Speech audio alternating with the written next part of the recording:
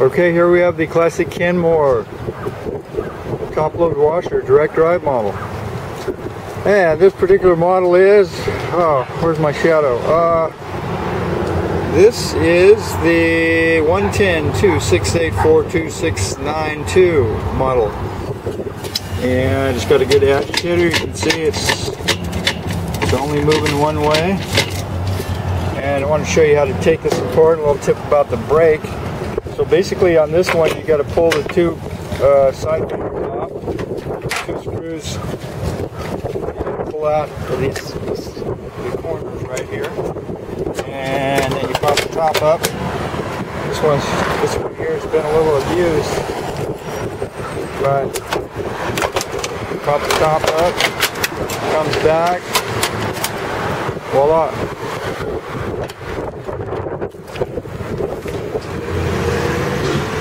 Sit your screwdriver in there, pry the clip back, and you have your clip there. There's two clips. Take your lid switch wire off.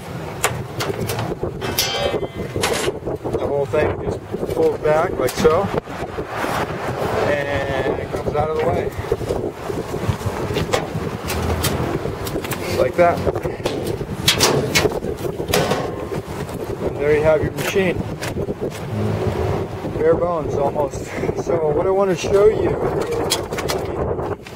is sticky brake scenario and checking the drive coupler. So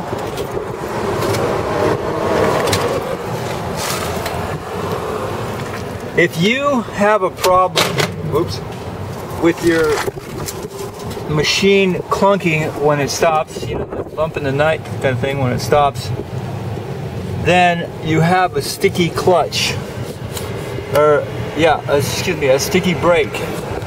So you can see it there. It's got a little yellow spring normally right there around the outer housing.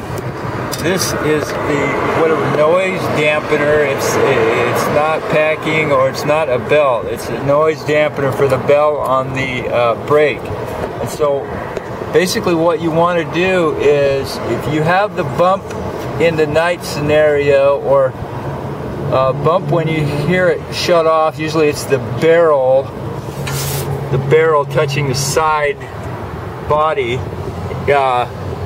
and or just stopping abruptly and making a sort of a clunk sound. Anyway, what I usually do is I just take a couple of drops of oil and put it in between here. You can spin this around by hand. I don't know if you can see or not, but it's hard for me to see. Anyway, you can spin the clutch, which is a silver thing here. You can spin that around so you can access a little hole where the brake spring is, and you can take a couple of drops of oil and put it in there, and that'll loosen up that brake. If that brake is dry like that, and you can see this here spring, this is one of the, again, this spring, while we're talking about springs, is almost kind of rusted through there. I always lube that up. But anyway,